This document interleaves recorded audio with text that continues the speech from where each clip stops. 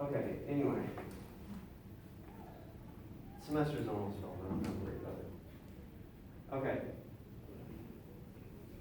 We've seen proofs for most of this stuff, but there's still a gap. Where's the gap? We've had proofs for almost all of this stuff. Oh, one last thing. We did show that if it's a symmetric matrix, then, well, we showed all these things actually. If it's a symmetric matrix, then it's orthogonally diagonalizable. We showed over here that if it's orthogonally diagonalizable, it must be symmetric. So that's a if and only if. We have an equivalence there. Being symmetric is equivalent to being orthogonally diagonalizable. So long as we can completely say this, A is orthogonally diagonalizable. If it's symmetric, then it's orthogonally diagonalizable. And there's something I've left out though. Bonus points of absolutely no worth to the person who notices it.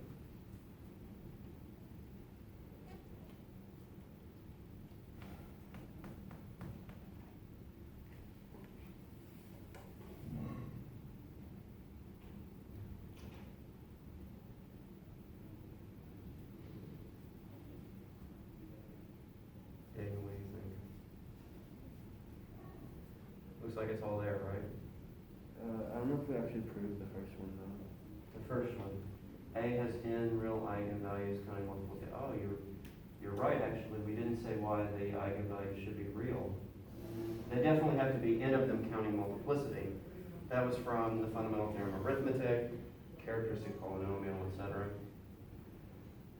The thing. Let's see. Why does it have to be real?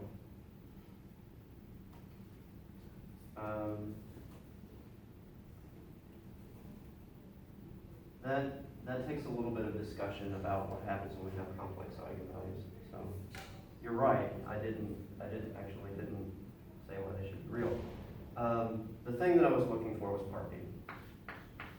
So that's the part that gives us. That's the only thing that's missing.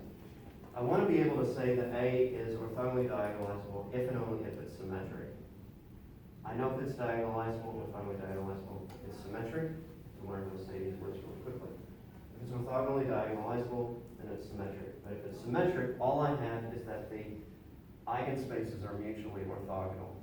What I don't have is that the eigenspaces have enough vectors, independent vectors in them, that they have full dimension, right? They have as much dimension as their eigenvalues have multiplicity. So that's what we don't have. The book doesn't prove this either. They say that it's a little bit more difficult than the rest of it. So we'll just skip that and trust people who have come before us and done these things already.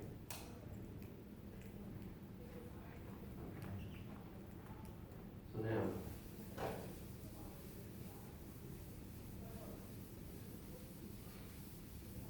what we have is this decomposition right here. Now P we can write as U1 to UN. D I'm going to write as, we know what these are the eigenvalues. And then P transpose is 1 transpose and P transpose. So we know what these things are.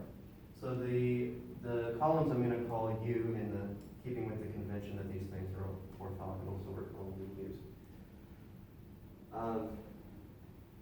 We get this interesting way of writing a symmetric matrix, and it's called the spectral decomposition.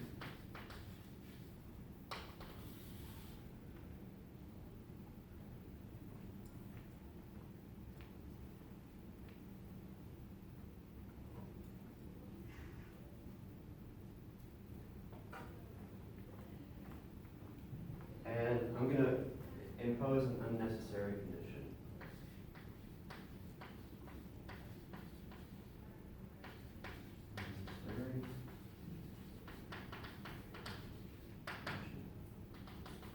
It doesn't alter the generality of this. It's just going to pin this down to a specific case.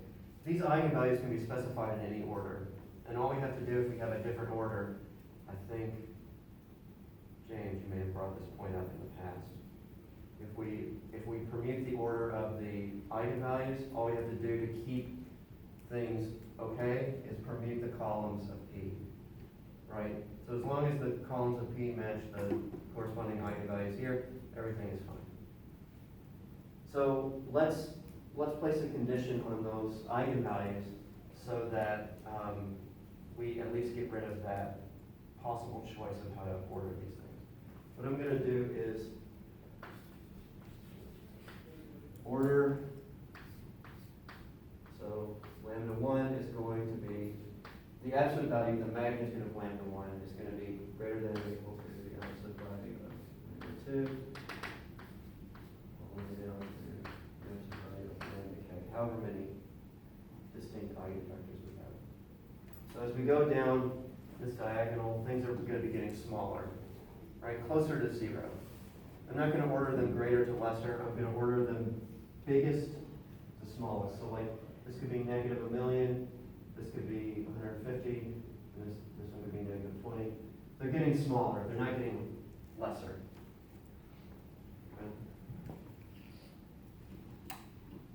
Okay.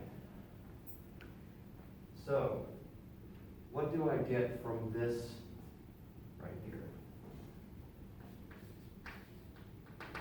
So I have U1 up to UN with orthogonal columns. And I have this multiplied by lambda 1 and lambda n. And then U1 transpose down to UN transpose. I should call this lambda k. Because there might be repetitions.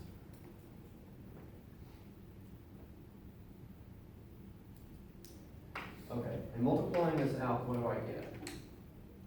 I get, well, I can multiply this by this. This column just multiplies by this row and gives me the first one scaled by lambda 1. Same thing for the second column here. It only multiplies by lambda, or U2, lambda 2 by U2.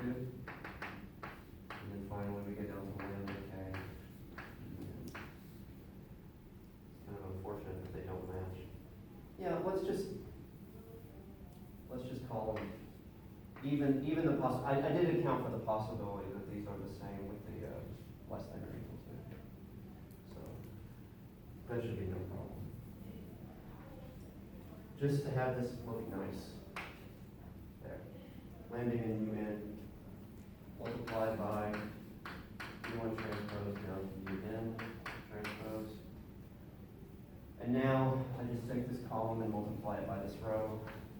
I'm going to get this lambda 1, U1, U1 transpose, lambda 2, U2, U2 transpose, plus all the way up to lambda n, UN, UN transpose.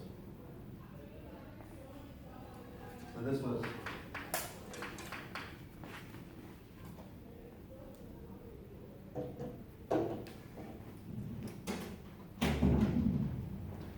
this is equal to A.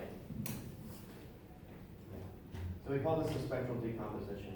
It decomposes a symmetric matrix A into the sum of a bunch of matrices. Each of these matrices is one of the eigenvalues times the matrix of rank 1 matrix.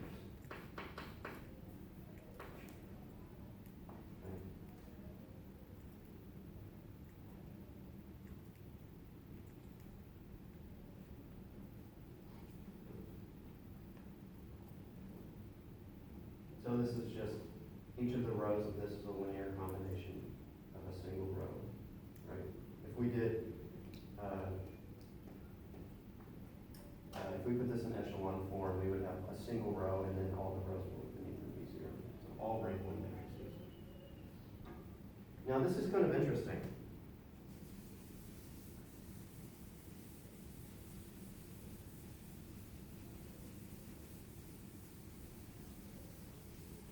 Especially because, made this insistence, I almost erased it, that these columns be orthonormal.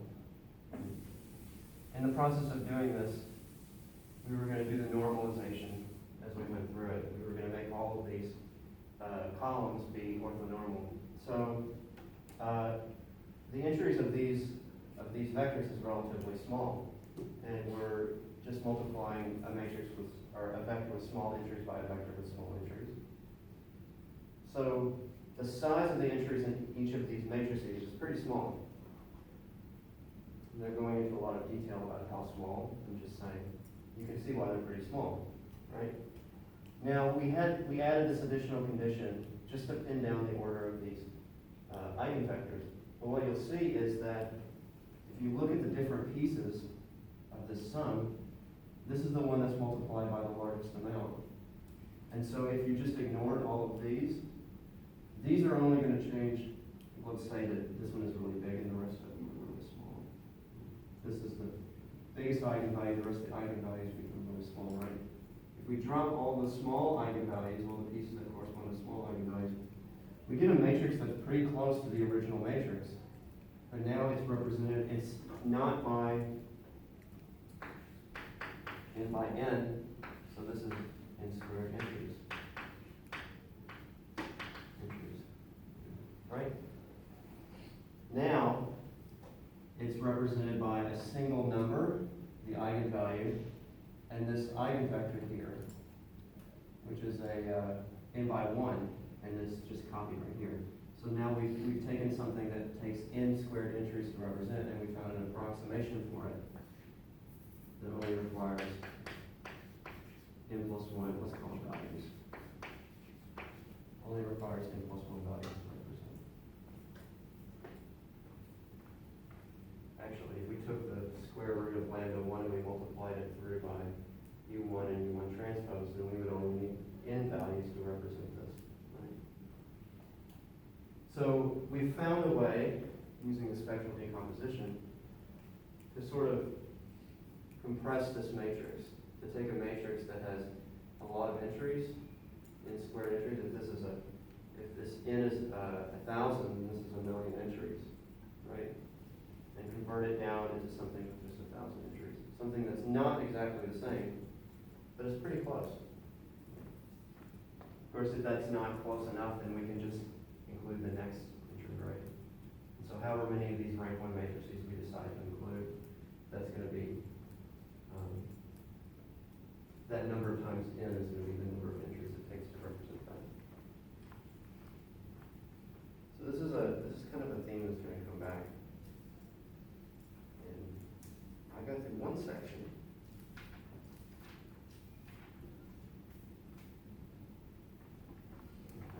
Like I said, I'm setting up an impossible task for myself. This is too much for me to do. And right after I sent that message, I pulled the book out and I said, okay, I need to get ready for tomorrow. And it was 10 o'clock at night.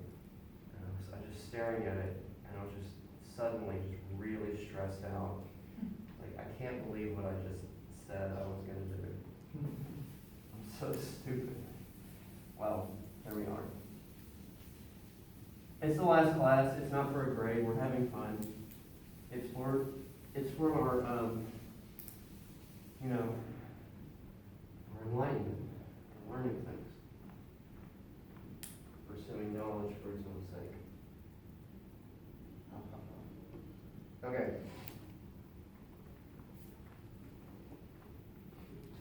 Now this is all interesting. If we have, what was the really interesting thing about this? If we have a symmetric matrix, we had all of this stuff, particularly that was orthogonally diagonalizable. And like I said at the beginning, figuring out if something is diagonalizable was a difficult task. Basically, there was no way to get around having to compute the eigenvalues and eigenvectors, right? Or compute the eigenvalues. No, we needed to know that the eigenvector, the eigenspaces had a large enough dimension. We had to know that. That was difficult. That took a lot of work. The interesting thing about this is, if you have a symmetric matrix, you immediately know that it's diagonalizable, right? You don't have to do any work at all. You look at it and you can immediately say this is a diagonalizable matrix. So that's one really cool thing with it. Next stop it. I'm gonna try to stop on time. Since this is all optional. Make it easy for people. I'm really gotta figure out what's going on with this slant. I'm off balance or something.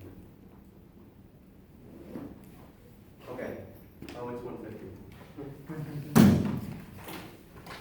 We'll call it here. That's what we're going to talk about next time, is singular value decomposition, and then I'll try to talk about analysis.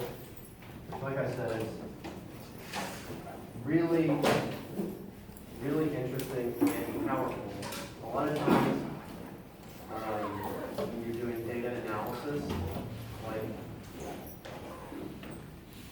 let's take an example. You have all the people in Congress, and you want to kind of get a feel for what are things that describe what's a good way to classify them. Like if you wanted to measure their how they vary from each other, how would you do that?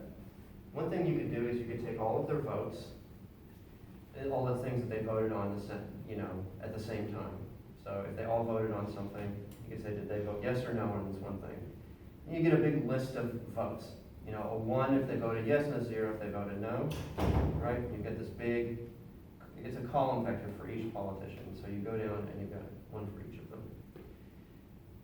So this is a list of, let's say they voted on 500 things. That's a list of 500 numbers that describe this person's politics, maybe. Well, let's say we want to not look at 100 different numbers or 500 different, whatever I said just a second ago, but just 2 numbers maybe, 1 or 2 numbers. We want to reduce everything down to just 1 or 2 numbers. But we do something like principal component analysis, where we say it's something very similar to this. We break down each of these vectors into components. These components will be sort of orthogonal to each other, and they're going to be ranked, they're going to be ordered. So by the one that's the most important, the one that most captures all of the variation in the data between them. So you say this first component is going to be the most descriptive thing. So let's just take that. We'll compute this number for each of them. This is what principal component analysis will do. And what you find is that this one number very accurately represents what end of the political spectrum that they're on. So if they go to the left or to the right, you might think of that number as representing a big number in the left direction or a big number in the right direction. And in actuality, this tracks very closely with what you actually find in reality. So this is sort of like a mathematically rigorous way to measure where someone falls on the political spectrum. So that's one example of PCA. You've taken something that's a description that takes 500 numbers to describe, and you've reduced it down to one number that captures as much variation in that data as possible. So that's what we'll try to talk about. Yeah, thank you. See you next time.